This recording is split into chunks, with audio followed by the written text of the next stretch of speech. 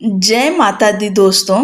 आज शुक्रवार के दिन हम सब सुनेंगे संतोषी माता की व्रत कथा। शुक्रवार का दिन माँ संतोषी को सबसे प्रिय है, इसलिए महिलाएं शुक्रवार को माँ संतोषी की व्रत और पूजा करती हैं। माँ संतोषी का व्रत करने से घर में सुख, शांति, धन और संतोष आता है। माता उनकी सारी समस्याएं हर लेती हैं। एक बुढ़िया थी, उसके 7 बेटे थे। 6 कमाने वाले थे और एक कुछ नहीं कमाता था। बुढ़िया 6 की रसोई बनाती, भोजन कराती और उनसे जो कुछ जूठन बचती वो 7वें को दे देती। एक दिन वह पत्नी से बोला, देखो मेरी माँ को मुझसे कितना प्रेम है। वह बोली, क्यों नहीं होगा प्रेम, वो आपको सबका जूठा जो खिलाती हैं। वो बोला, ऐसा नहीं हो सकता, जब तक मैं अपनी आँखों से न देख लूं मैं नहीं मान सकता। कुछ दिन बाद त्योहार आया। घर में 7 प्रकार का भोजन और लड्डू बने। वह जांचने के लिए सिर दर्द का बहाना कर पतला वस्त्र सिर पर ओढ़े रसोई घर में सो गया। वह कपड़े में से सब देखता रहा। सब भाई भोजन करने आए। उसने देखा माँ ने उनके लिए सुंदर आसन बिछाया, हर प्रकार का भोजन रखा और उन्हें बुलाया। वह देखता रहा। सारे भाई भोजन करके उठे तो माँ ने उनकी जूठी थालियों से लड्डू के टुकड़े उठाकर एक लड्डू बनाया। जूठन साफ करके बुढ़िया माँ ने उसे पुकारा, बेटा 6 भाई भोजन करके गए, तू कब खाएगा। वो कहने लगा, माँ मुझे भोजन नहीं करना है, मैं परदेश जा रहा हूँ। माँ ने बोला, कल जाता हुआ आज ही चला जा। वो बोला, हाँ आज ही जा रहा हूँ। यह कहकर वह घर से निकल गया। चलते समय पत्नी की याद आ गई। वह गौशाला में कंडे अर्थात उपले थाप रही थी। हम जावें परदेश, आवेंगे कुछ काल, तुम रहियो संतोष से, धर्म अपनो पाल। पत्नी बोली, जाओ पिया आनंद से, हमारो सोच हटाए। राम भरोसे हम रहें, ईश्वर तुम्हें सहाय। 2 निशानी आपन देख धरू मैं धीर, सुध मति हमारी विसारियो, रखियो मन गंभीर। वह बोला, मेरे पास तो कुछ नहीं है, यह अंगूठी है, सो ले और अपनी कुछ निशानी मुझे दे। वह बोली, मेरे पास क्या है, यह गोबर भरा हाथ है। यह कहकर उसकी पीठ पर गोबर के हाथ की थाप मार देती है। वह चल दिया। चलते चलते दूर देश पहुंचा। वह एक साहूकार की दुकान थी। वह जाकर कहने लगा, भाई मुझे नौकरी पर रख लो, साहूकार को जरूरत थी। बोला, रह जा। लड़के ने पूछा, तनख्वाह क्या दोगे। साहूकार ने कहा, काम देख कर दाम मिलेंगे। अब वह सुबह 7 बजे से रात 10 बजे तक नौकरी करने लगा। कुछ दिनों में वो सारा काम अच्छे से करने लगा। सेठ ने काम देखकर उसे आधे मुनाफे का हिस्सेदार बना दिया। वह कुछ वर्षों में बहुत बड़ा सेठ बन गया और मालिक सारा कारोबार उस पर छोड़कर चला गया। उधर उसकी पत्नी को सास ससुर दुख देने लगे। सारा घर का काम करवाकर उसको लकड़ियां लेकर जंगल में भेजते थे। घर में आटे से जो भी भूसी निकलती उसकी रोटी बनाकर रख दी जाती और फूटे नारियल की नारेली में पानी। एक दिन वह लकड़ी लेने जा रही थी। रास्ते में बहुत सी महिलाएं संतोषी माता का व्रत करती दिखाई देती हैं। वह वहां खड़ी होकर कथा सुनने लगी और उनसे पूछने लगी, बहनों तुम किस देवता का व्रत करती हो और उसके करने से क्या फल मिलता है। यदि तुम मुझे इस व्रत का महत्व बताओगी तो मैं तुम्हारी बहुत आभारी होंगी। तब एक महिला बोली, सुनो यह संतोषी माता का व्रत है, इसे करने से गरीबी का नाश होता है और जो कुछ मन में है वो सब संतोषी माता की कृपा से मिल जाता है। महिला बोली, 1.25 आने का गुड़ चना लेना, प्रत्येक शुक्रवार को निराहार रहकर कथा सुनना, मनोकामना पूर्ण होने पर उद्यापन करना। रास्ते में लकड़ी के बोझ को बेच दिया और उन पैसों से गुड़ चना लेकर माता की व्रत की तैयारी कर आगे चली और सामने मंदिर देखकर पूछने लगी, यह मंदिर किसका है? सब कहने लगे, संतोषी माता का मंदिर है। यह सुनकर माता के मंदिर में जाकर माता के चरणों से लिपट गई और विनती करने लगी, माँ, मैं अनजान हूँ, व्रत का कोई नियम नहीं जानती हूँ, मैं दुखी हूँ। हे माता, हे जगत जननी, मेरा दुख दूर करो, मैं आपकी शरण में हूँ। माता को बड़ी दया आई। एक शुक्रवार बीता कि दूसरे शुक्रवार उसके पति का पत्र आया और तीसरे शुक्रवार पति ने उसको पैसे भेज दिए। यह देख जेठ जेठानी का मुंह बन गया और उसको ताने देने लगी कि अब तो इसके पास पैसा आ गया, अब यह बहुत इतराएगी। बेचारी आंखों में आंसू भरकर संतोषी माता के मंदिर चली गई और माता के चरणों में बैठकर रोने लगी और रट रट बोली, माँ, मैंने पैसा कब मांगा? मुझे पैसे का क्या काम, मुझे तो अपना सुहाग चाहिए। मैं तो अपने स्वामी के दर्शन करना चाहती हूँ। तब माता ने प्रसन्न होकर कहा, जा बेटी, तेरा स्वामी आएगा। यह सुनकर खुशी खुशी वह घर जाकर काम करने लगी। अब संतोषी माँ विचार करने लगी, इस भोली पुत्री को तो मैंने कह दिया तेरा पति आएगा, लेकिन कैसे? वह तो इसे स्वप्न में भी याद नहीं करता। उससे याद दिलाने को मुझे ही जाना पड़ेगा। इस तरह माता उस बुढ़िया के बेटे के स्वप्न में जाकर कहने लगी, साहूकार के बेटे सो रहा है या जागता है? वो कहने लगा, माँ, सोता भी नहीं जागता भी नहीं, कहो क्या आज्ञा है? माँ कहने लगी, तेरा घर बार कुछ है कि नहीं? वह बोला, मेरे पास सब कुछ है, माँ, बाप और बहू, क्या कमी है? माँ बोली, भोले, तेरी पत्नी घोर कष्ट उठा रही है, तेरे माँ बाप उसे परेशानी दे रहे हैं, वह तेरे लिए तरस रही है, तू उसकी सुध ले। वह बोला, हाँ माँ, मुझे पता है, पर मैं वहाँ जाऊँ कैसे? माँ कहने लगी, मेरी बात मान, सवेरे नहा धोकर संतोषी माता का नाम ले, घी का दीपक जलाकर दुकान पर चला जा, देखते देखते सारा लेन देन उतर जाएगा, सारा माल बिक जाएगा, सांझ तक धन का भारी ढेर लग जाएगा। थोड़ी देर में देने वाले रुपया लेने लगे और सारे सामान का ग्राहक सौदा कर लेंगे। शाम तक धन का भारी ढेर इकट्ठा हो गया और संतोषी माता का यह चमत्कार देखकर खुश होने लगा और धन इकट्ठा कर घर ले जाने के लिए वस्त्र गहने खरीदने लगा और घर को निकल गया। उधर उसकी पत्नी जंगल में लकड़ी लेने जाती है, लौटते वक्त माता जी के मंदिर में आराम करती है। प्रतिदिन वह वहीं विश्राम करती थी। अचानक से धूल उड़ने लगी। धूल उड़ती देख वह माता से पूछने लगी, हे माता, यह धूल कैसी उड़ रही है? माता ने कहा, हे पुत्री, तेरा पति आ रहा है, अब तू ऐसा कर, लकड़ी के 3 ढेर तैयार कर, एक नदी के किनारे रख और दूसरा मेरे मंदिर में रख और तीसरा अपने सर पर। तेरे पति को लकड़ियों का गट्ठर देख तेरे लिए मोह पैदा होगा, वह यहाँ रुकेगा, नाश्ता पानी खाकर माँ से मिलने जाएगा। तब तू लकड़ियों का बोझ उठाकर चौक पर जाना और गट्ठर नीचे रख कर जोर से आवाज लगाना, लो सासू जी, लकड़ियों का गट्ठर लो, भूसी की रोटी दो, नारियल के खेपड़े में पानी दो, आज मेहमान कौन आया है? माता जी से अच्छा कहकर जैसा माँ ने कहा वैसा करने लगी। इतने में मुसाफिर आ गया। सूखी लकड़ी देख उनकी इच्छा हुई कि हम यहीं आराम करें और भोजन बनाकर खा पीकर गांव जाएं। आराम करके गांव को चले गए। उसी समय सिर पर लकड़ी का गट्ठर लिए वह आती है। लकड़ियों का बोझ आंगन में उतार कर जोर से आवाज लगाती है, लो सासू जी, लकड़ियों का गट्ठर लो, भूसी की रोटी दो, आज मेहमान कौन आया है? यह सुनकर उसकी सास बाहर आकर अपने दिए हुए कष्टों को भुलाने के लिए कहती है, बहू, ऐसे क्यों कह रही है? तेरा मालिक आया है, आ बैठ, भोजन कर, कपड़े गहने पहन। उसकी आवाज सुन उसका पति बाहर आता है।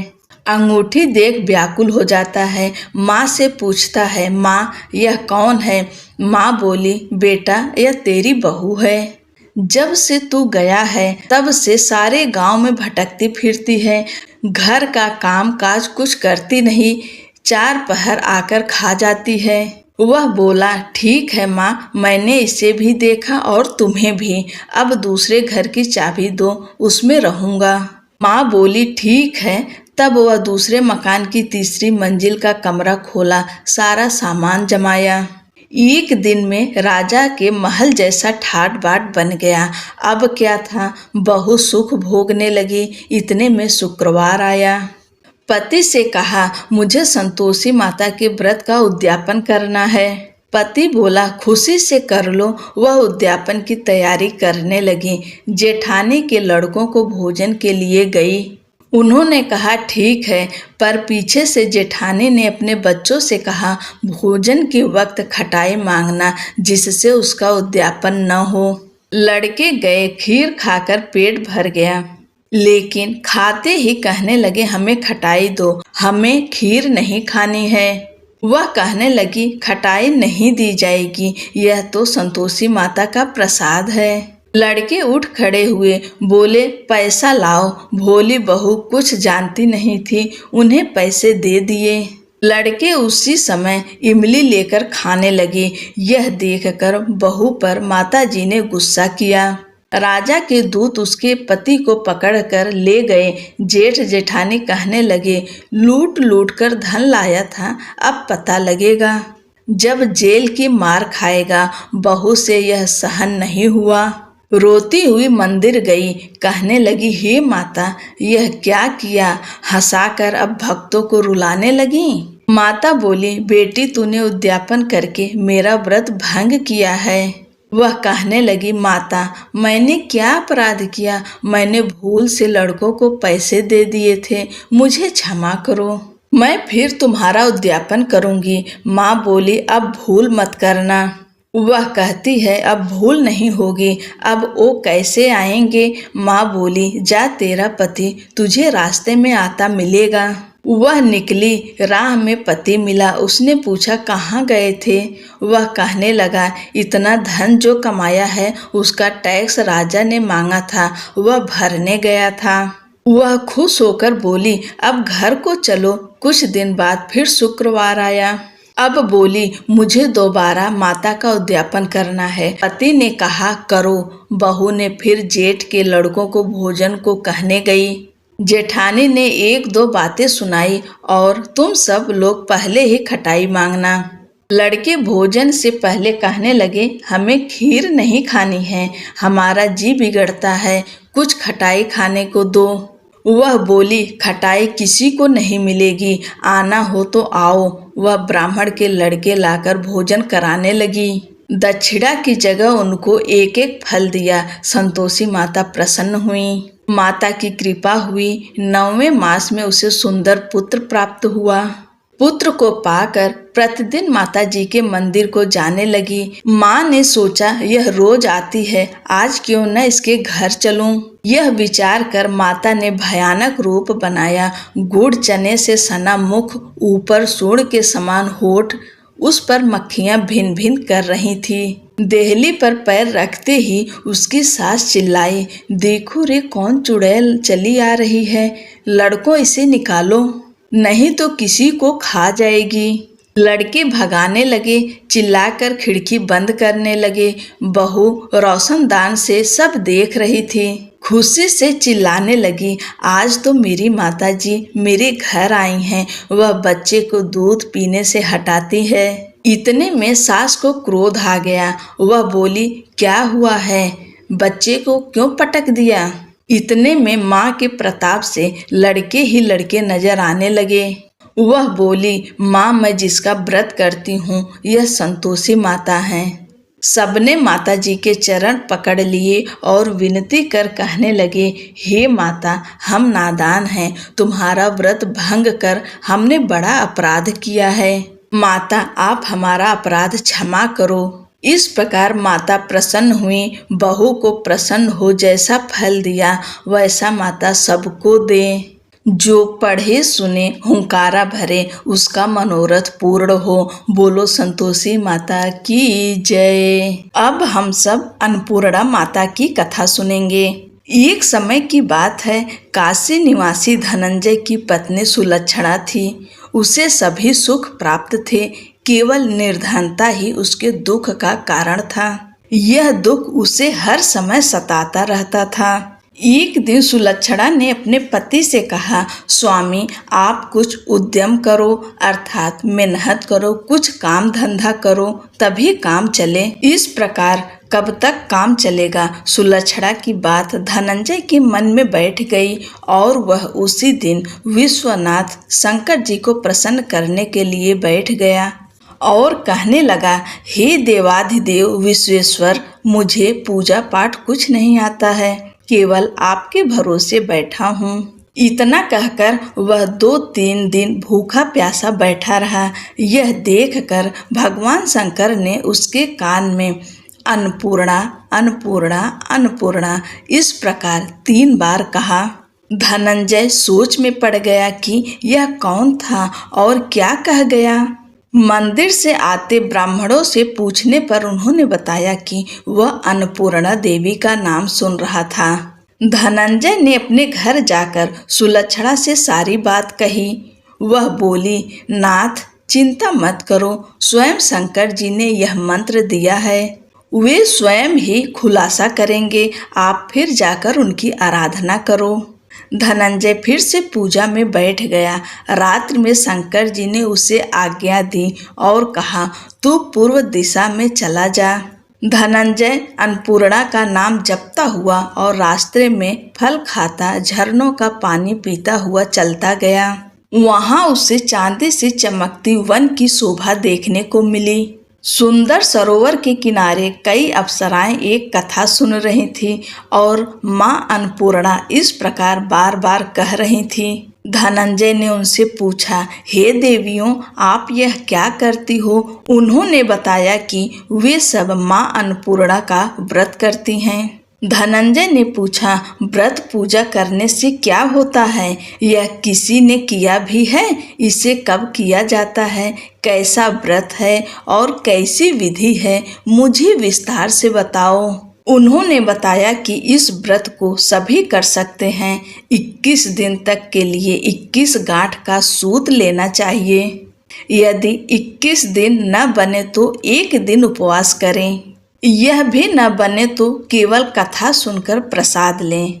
निराहार रहकर कथा कहें। कथा सुनने वाला कोई न मिले तो पीपल के पत्तों को रखकर सुपारी या धृत कुमारी अर्थात ग्वार पाठ वृक्ष को सामने कर, दीपक को साक्षी कर, सूर्य, गाय, तुलसी या महादेव को बिना कथा सुनाए मुख में दाना न डालें। यदि भूल से कुछ पड़ जाए तो 1 दिवस फिर उपवास करें। व्रत के दिन क्रोध न करें और झूठ न बोलें। धनंजय ने पूछा, इस व्रत के करने से क्या होता है?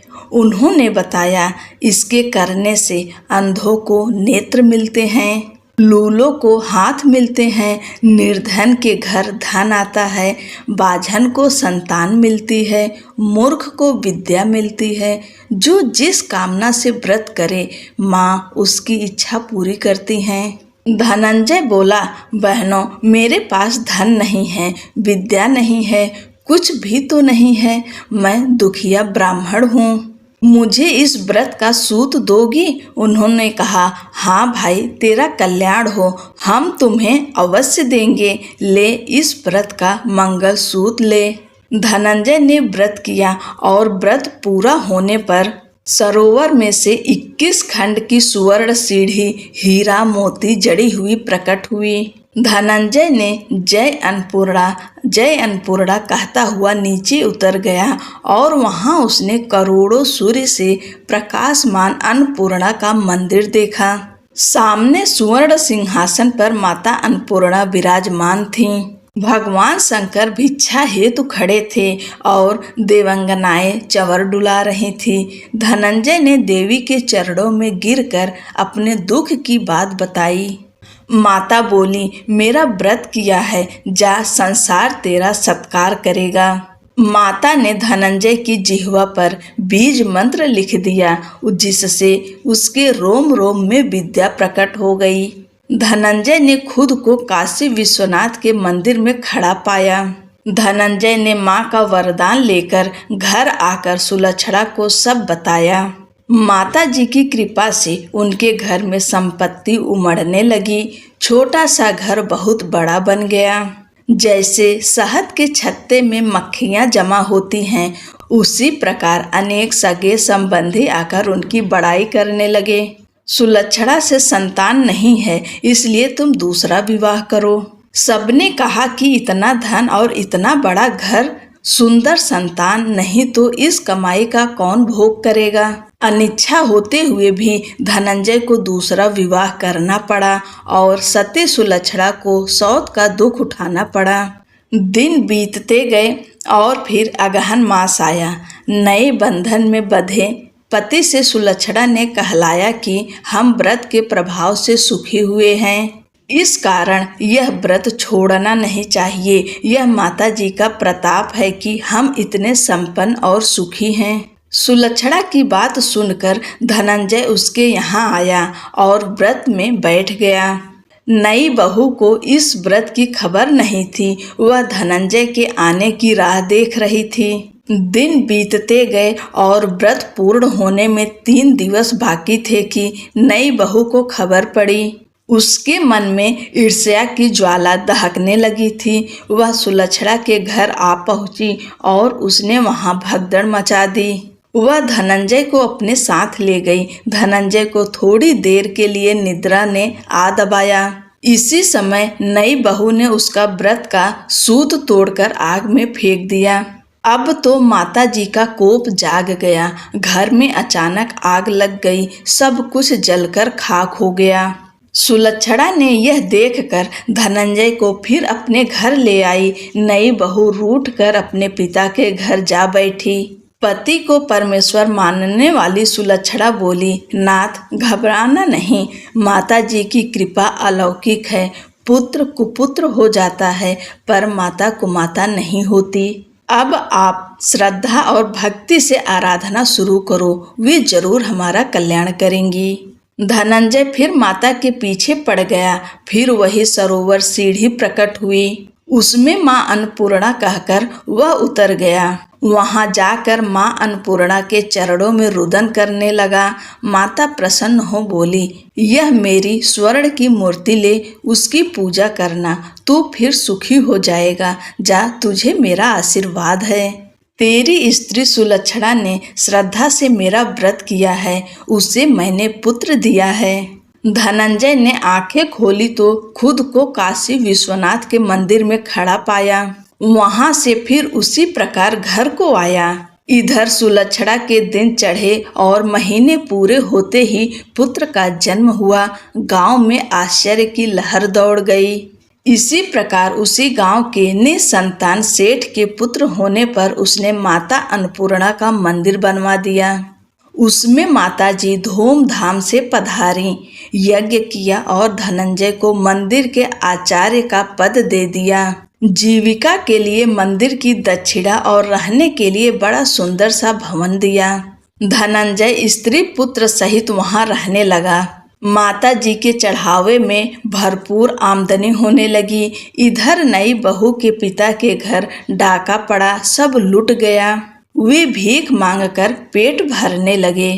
सुलक्षणा ने यह सुना तो उन्हें बुलावा भेजा, अलग घर में रख लिया और उनके अन्न वस्त्र का प्रबंध कर दिया। धनंजय, सुलक्षणा और उसका पुत्र माता जी की कृपा से आनंद से रहने लगे। माता जी जैसे इनके भंडार भरे, वैसे सबके भंडार भरे। दोस्तों, माता अन्नपूर्णा का व्रत कथा न केवल धार्मिक दृष्टिकोण से महत्वपूर्ण है, बल्कि यह हमें जीवन में अन्न और उसके महत्व को भी समझाती है। इस व्रत को करने से हमारे जीवन में सकारात्मक ऊर्जा का संचार होता है और हमें हर प्रकार की समृद्धि की प्राप्ति होती है। माता अन्नपूर्णा की कृपा से घर में अन्न धन की कभी कमी नहीं होती और परिवार में सुख शांति बनी रहती है। इस कथा को सुनने और व्रत को विधि पूर्वक करने से हमारे अंदर विश्वास और धैर्य का संचार होता है। यह व्रत हमें जीवन के वास्तविक अर्थ को समझने में मदद करता है और हमें सच्ची भक्ति की राह पर चलने के लिए प्रेरित करता है। माता अन्नपूर्णा की कथा हमें सिखाती है कि हमें सदैव अन्न का सम्मान करना चाहिए और किसी भी प्रकार के अन्न का अपमान नहीं करना चाहिए। अंततः अन्नपूर्णा माता व्रत कथा एक अद्वितीय धार्मिक अनुष्ठान है जो हमारे जीवन को हर प्रकार से संपन्न बनाता है। माता की कृपा से हम सभी को अन्नपूर्णा व्रत का संकल्प लेना चाहिए और उनकी महिमा का गुणगान करना चाहिए, जिससे हमारा जीवन सफल और समृद्ध बने। बोलो अन्नपूर्णा माता की जय।